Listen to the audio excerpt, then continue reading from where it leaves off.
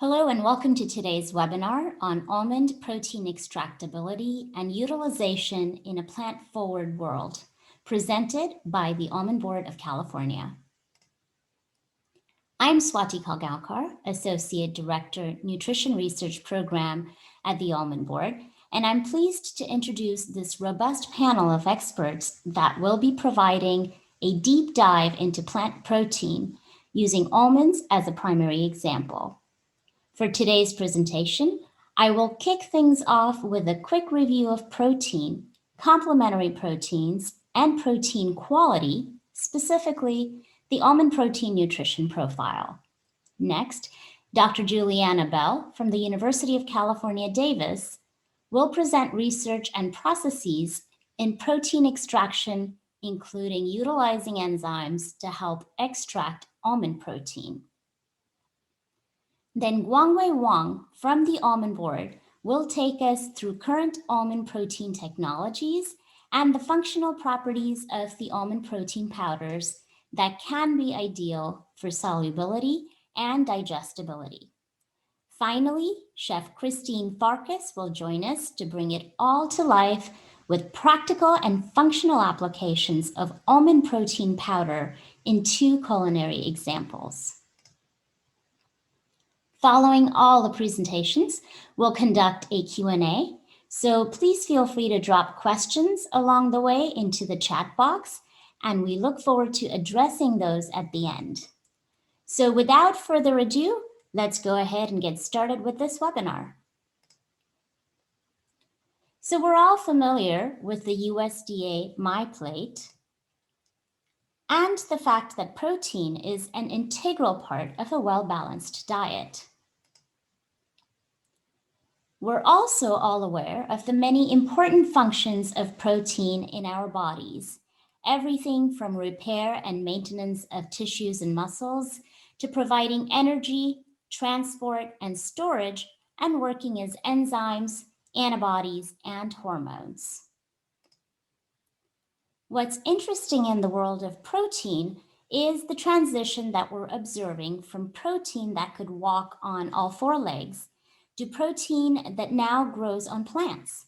This is where almonds fit in, and in terms of quantity of protein, they are the tree nut highest in protein at 6 grams per serving.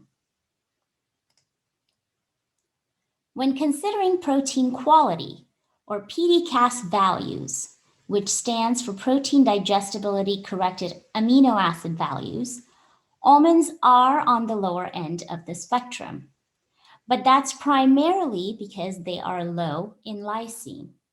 As a general rule of thumb, amino acids that are most limited in plant proteins are lysine, methionine, and cysteine. Now, legumes tend to be deficient in methionine and cysteine. However, grains, nuts, and seeds that can be deficient in lysine are actually high in methionine and cysteine.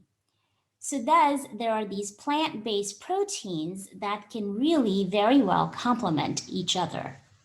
The idea of using complementary proteins is not a novel one. We all do it on a daily basis as we eat diets and not single foods for specific benefits. So the idea of using protein sources that complement each other is very practical and already part of our dietary habits. Now, this slide is a great illustration of how protein quality can be improved by marrying one source of protein to another. So if you look at the y-axis here, which is where the almond protein starts out, you see that by adding different percentages of pulses, you can actually help to increase or improve the PDCAS value scores.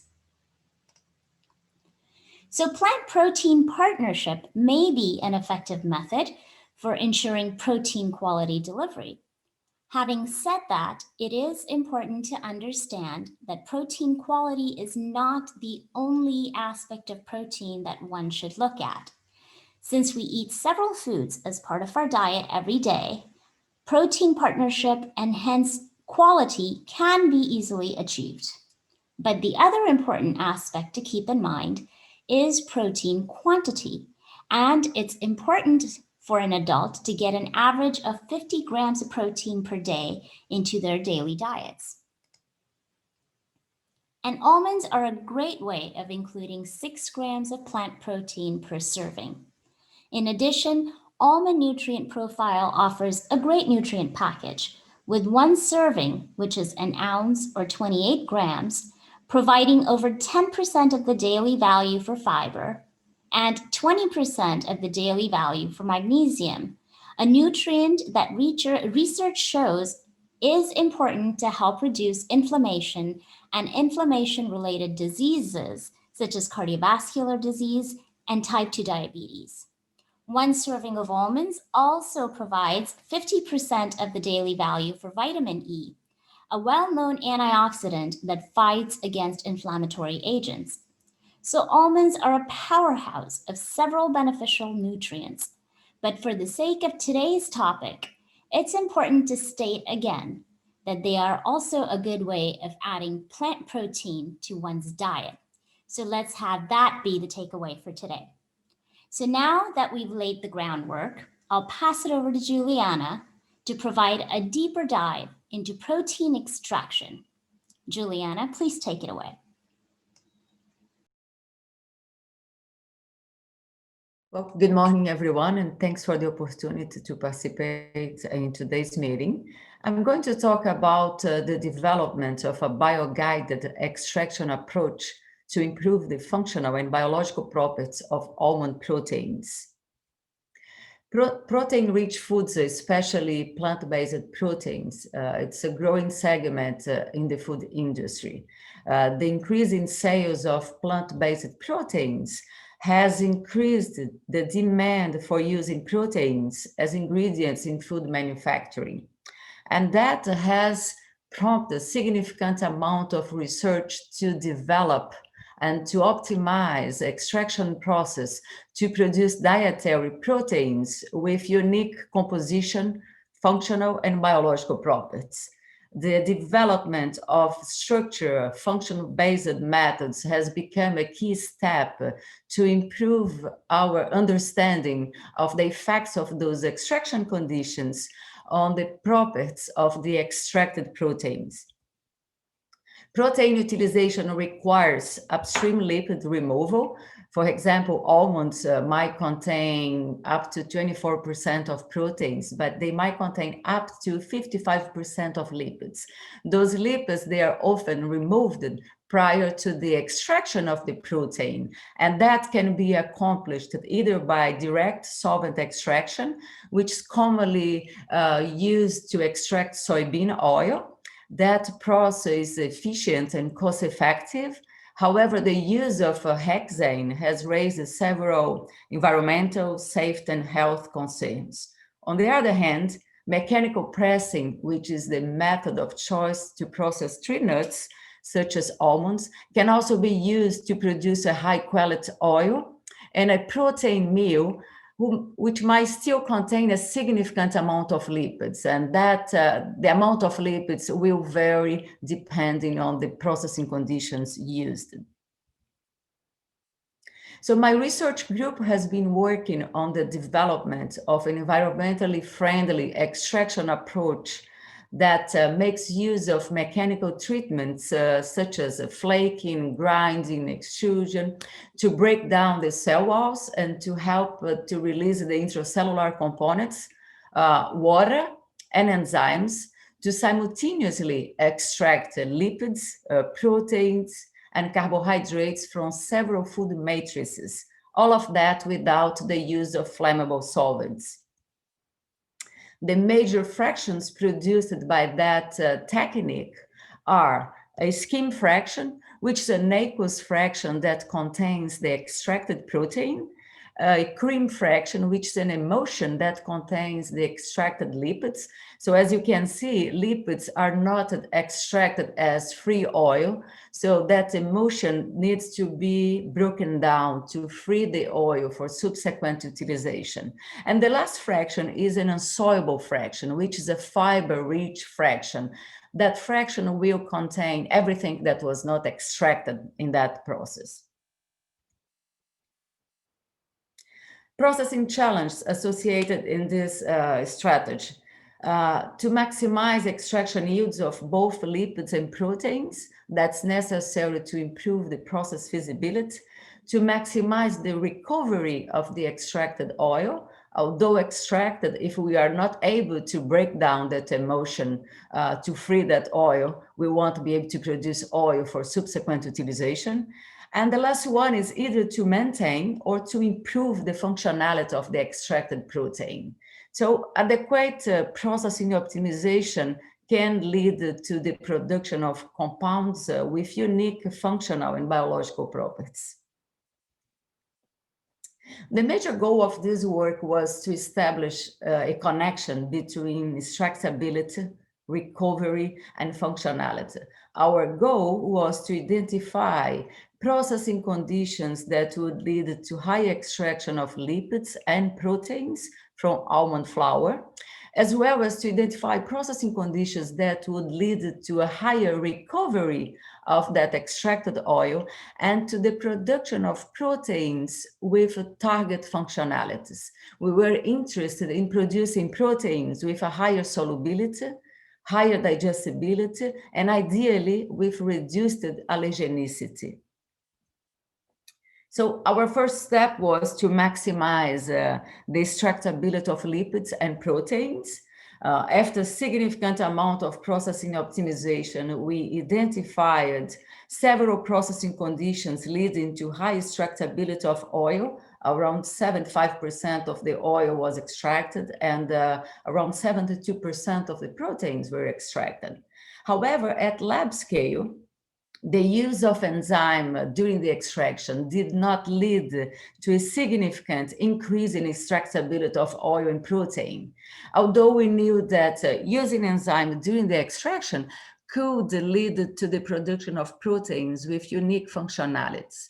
So in order to better select the best extraction method to scale up that process, we decided to evaluate the solubility of proteins extracted under two different optimum extraction conditions. And as we can see, regardless of the extraction method employed, almond protein solubility at alkaline pH was extremely high. Protein solubility varied from 98 to 99%. However, when using those proteins at an acidic pH as 5, which the isoelectric point of the protein, that pH does not favor almond protein solubility. So we can see that proteins that were extracted at alkaline pH, at pH 9, with the use of enzyme, they had a much higher solubility at pH 5 compared with the control when not using enzyme. So that protein could be potentially used in food applications involving acidic pH, for example, food formulations involved in the production of, can I redo that slide? Absolutely. So just start over from the beginning of the slide and I'll cut out until here. Okay, so I'll get back here. Okay. So as you can see, regardless of the extraction method used, almond protein solubility was extremely high at alkaline pH. Solubility varied from 98 to 99%. However, at pH 5, which is a pH that does not favor almond protein solubility, we can see that proteins that were extracted at pH 9 with the use of enzyme had a much higher solubility than proteins extracted without the enzyme. So that protein could be used for applications involving acidic pH, for example, in formulations such as gosh, I'm gonna, I'll do this one again.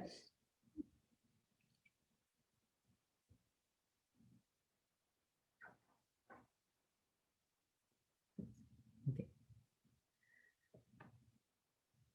So as we can see in this slide, we have the solubility of proteins that were produced under different conditions. So regardless of the extraction conditions used, we can see that almond protein solubility was extremely high at alkaline pH. It varied from 98 to 99%. However, at pH 5, which is a pH where almond protein solubility is not favored, we can see that proteins that were extracted at pH 9 with the use of enzyme had a much higher solubility compared with the control where enzyme was not used. So those proteins, they would be useful for food applications involving acidic pH, including sport drinks and fruit juice.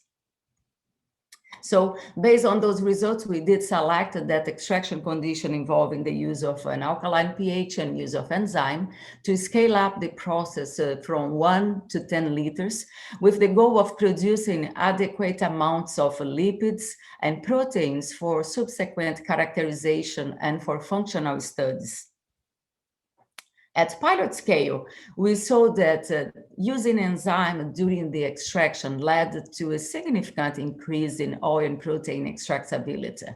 Oil extraction yields increased from 62 to 67%, and protein extraction increased from 65 to 74%. However, we can see that the extracted oil was still entrapped in that emulsion. So our next step was to evaluate different demulsification strategies to break down that emulsion and to free that oil for subsequent utilization. We have evaluated an enzymatic demulsification approach. We used the fraction of factorial design where we looked at the effects of pH, temperature, time, amount of enzyme, and based on the significance of the effect observed, and also based on the type of the effect observed, if it was positive or if it was negative, we either increase that range of values evaluated or we decrease, with the goal of identifying the best conditions to break down the emulsion of the creams that were produced by the AOCS process and by the enzyme-assisted AOCS process. We did a similar approach for the chemical demulsification strategy, where we looked at the effects of temperature and time at pH 5. For the demulsification, creams that were produced from the AOCS extraction process and by the enzyme-assisted AOCS extraction process, they were subjected to different incubation conditions, which varied based on the experimental design. And after the demulsification, that mixture was centrifuged, and the amount of oil released was measured, and it was used to quantify the demulsification yield for each strategy. The enzymatic demulsification of both creams showed us that using enzyme during the extraction increased the amount of oil recovered from that emulsion from 66% to 93%. And those results are in agreement with the literature, which has shown that often using enzymes during the extraction does lead to the production of a weaker emulsion that can be more easily broken down and more free oil can be released. And as we can see, each cream had different optimum conditions, and that's related to the difference in the composition of those creams, since one was obtained without the use of enzyme during the extraction, and the other one was obtained with the use of enzyme during the extraction. A similar trend was observed when doing chemical demulsification. Again, by using enzyme during the extraction, we increased the recovery of the extracted oil from 68 to 81%. But as you can see, the enzymatic demulsification was more efficient than the chemical demulsification in terms of recovering more of the extracted oil. Our next step was to evaluate the effects of those extraction conditions on the protein solubility. Solubility is likely one of the most important functional properties of a protein, as a good solubility expand the potential applications of that protein. And it is a function of hydrophilicity and electrostatic repulsion. As we can see, almond protein solubility followed that traditional U-shaped curve with higher solubility at alkaline pH and low pH values. And we can see that at pH 5, where almond protein solubility is unfavored, we can see that the hydrolyzed proteins in gray, the EAP protein, had a higher solubility compared with the unhydrolyzed protein. That reflects the action of the enzyme during the extraction, which produces smaller and more soluble peptides. And that is in agreement with the zeta potential values showed in this graphic. As you can see where that red arrow is, the zeta potential of the unhydrolyzed protein is 0 around pH 5. And that is in agreement with the literature, which states that the isolytic point of almond proteins is around 5, which means there is minimum solubility of that protein at that particular pH. And at that same pH, we can see that the hydrolyzed scheme has a much higher absolute zeta potential value, which favors the solubility of that protein at pH 5. That's why we have that higher solubility at pH 5 for the hydrolyzed scheme.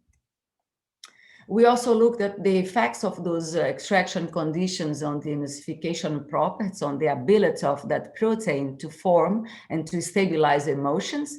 And we saw a similar trend to the one observed for solubility, with the hydrolyzed protein having a higher emulsification activity index at pH 5. However, when we looked at the stability of that protein, we saw that the hydrolysates, they had a reduced stability compared with the unhydrolyzed protein.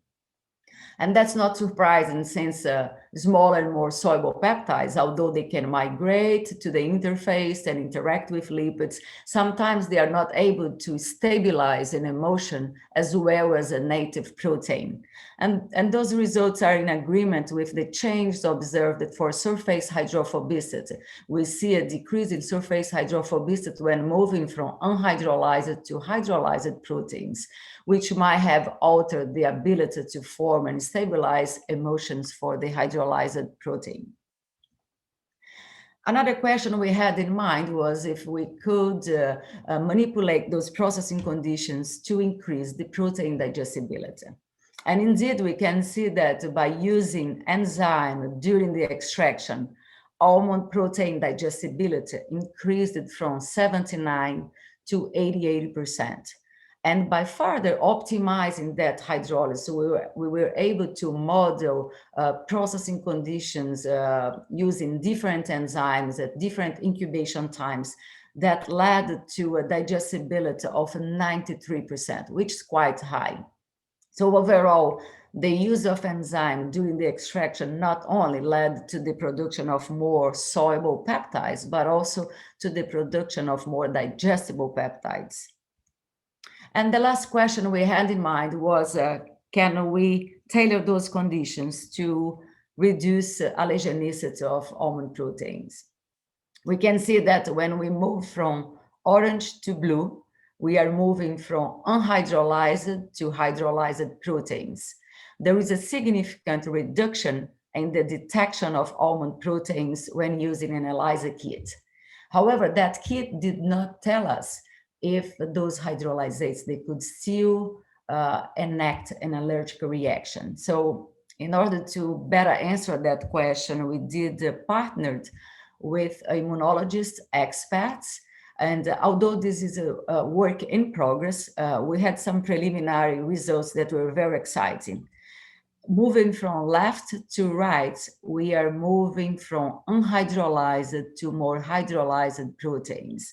And we can see that there is a significant reduction in the binding of those hydrolysates, suggesting that enzyme bioprocessing did indeed reduce protein allergenicity.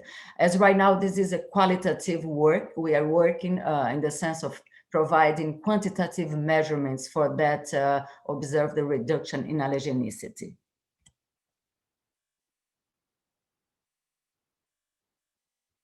In conclusions, we did identify processing conditions which involved the use of alkaline pH and use of protease that not only led to higher overall extractability of lipids and proteins, we also identified processing conditions that increased the recovery of the extracted oil by the use of an enzymatic deemulsification approach.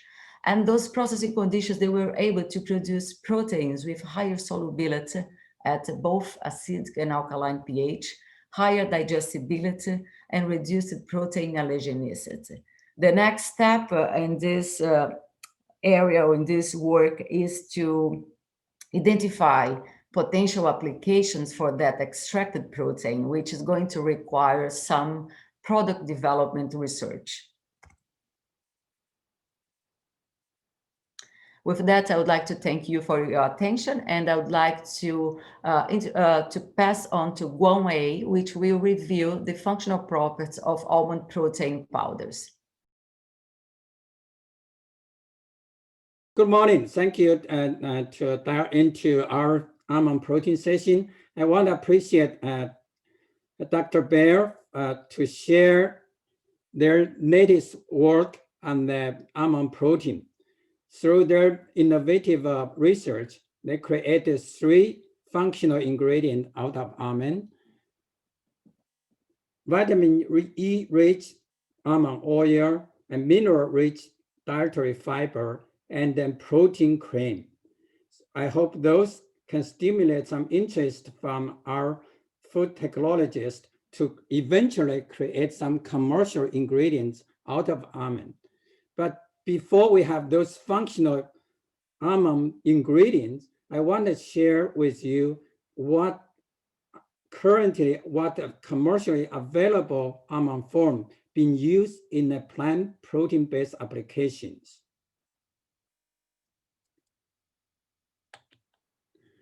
So there's several forms available being used by food technology. Some are popular lot because of high nutrition value, but technologists use almond also complement the texture profile of a finished product. There's a whole almond, sliced almond, sliver almond, diced almond, flour, and all those in both in blanch or natural form. Natural means with the skin on. Recently, we have seen increased demand on the fine ground particles, like a flour, like a meal and butter or paste, even put into the almond milk. So those is due to increased interest of a consumer on plant protein-based product, especially for those gluten-free applications. So all those fine ground form have in roast or raw or in blanch or natural form. So there are so many forms can be used for different needs or for different applications. So recently I have seen a great demand on the partially defatted almond powder. Defatting process remove portion of a fat, increase proportionally increased almond protein, mineral content, and dietary fiber. Defatting process also change functionality of a product, make a product finer, less than 100 micron in the particle measurement, and also make it the powder more suspensible, so make it easier to be blended in the end formulation. So before you, the technologist, to take a Dr. Bear's approach, make functional ingredients out of almond product, we do have several commercial available product, like a fine ground almond powder almond flour or partially fat almond powder to be used in your pursuit for plant protein-based application.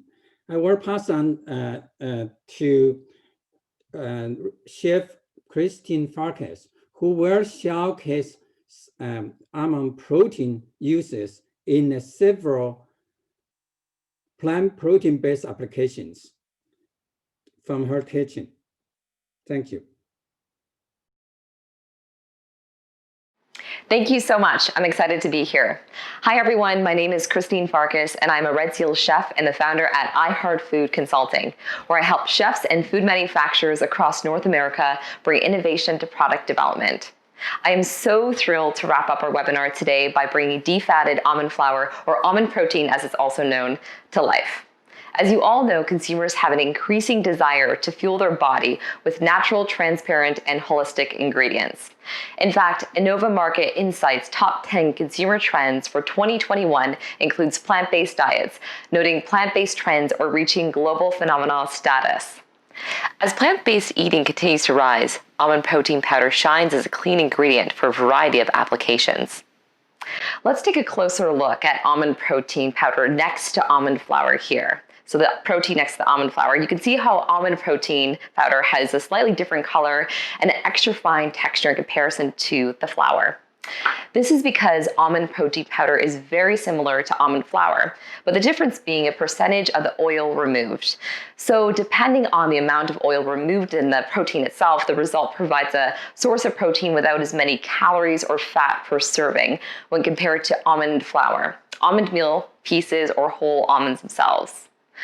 When it comes to flavor, unsweetened varieties offer a clean profile that blends easily into recipes, allowing for more versatility in a range of food products and less flavor masking agents needed when developing recipes and formulations.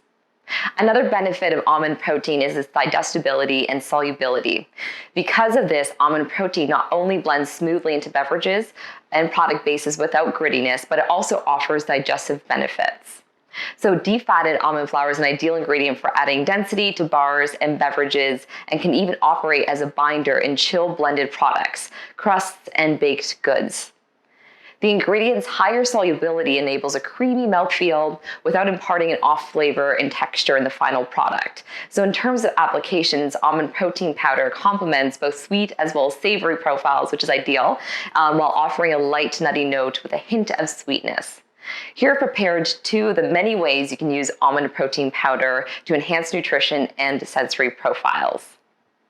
First, we prepared a banana bread smoothie with almond protein and white beans. In this case, we're using whole cooked beans, but purees can also be used. This is an adaptation on a previous recipe where we used almond butter in the formulation. In this version, we are actually exploring the almond protein combined with white beans to increase the overall protein content. Almonds are high in amino acids that legumes and pulses lack, so their profiles are complementary, and by pairing both almonds with white beans in this recipe, we create a complete protein. Functionally, the defatted almond flour blends seamlessly into the smoothie without clumping, enhancing the overall mouthfeel and allows an accompanying ingredients to shine through. In this case, the banana and the warming spices of cinnamon and nutmeg, and as well as a slight nuttiness that you'd actually get from the almond milk in itself, which is also in this recipe. We're able to increase original protein level of 8 grams to 14 grams for an 8-ounce portion, reduce fat content of 10 grams to 2 grams per serving, and reduce the total calories of 270 to 200 calories per 8-ounce portion. Next, we have a press-style lemon lavender almond bar. In this recipe, we've incorporated the defatted almond flour and almond slices, along with hemp hearts, chia seeds, lavender, as well as lemon. The defatted almond flour binds with the dried fruit and seeds in this recipe, creating a clean label, no sugar added, chewy, easy to snack on the go snack. The defatted almond flour blends easily into the mixture, creating a smooth mouthfeel and a clean aftertaste. The sliced almonds create textural interest in the mixture and provides an aesthetic crunch on top as the garnish. This recipe is highly adaptable and plays well with a range of dried fruit and flavoring options. Once again, really allowing accompanying ingredients to shine through in the final product. Nutritionally speaking, for 1 bar, so roughly 52 grams, we're looking at 5 grams of fat, 10 grams of protein with a total count of 180 calories per portion. So this is just the tip of the iceberg when it comes to ideas, and there are so many opportunities when it comes to using almond protein powder in applications. I look forward to seeing the incredible innovations manufacturers and chefs will launch in 2021 and beyond. I hope you all feel confident to experiment with this ingredient in your own kitchens and for future R&D. And with that, I'll pass it back to Swati with the almond board to field any questions from the audience. Thank you so much.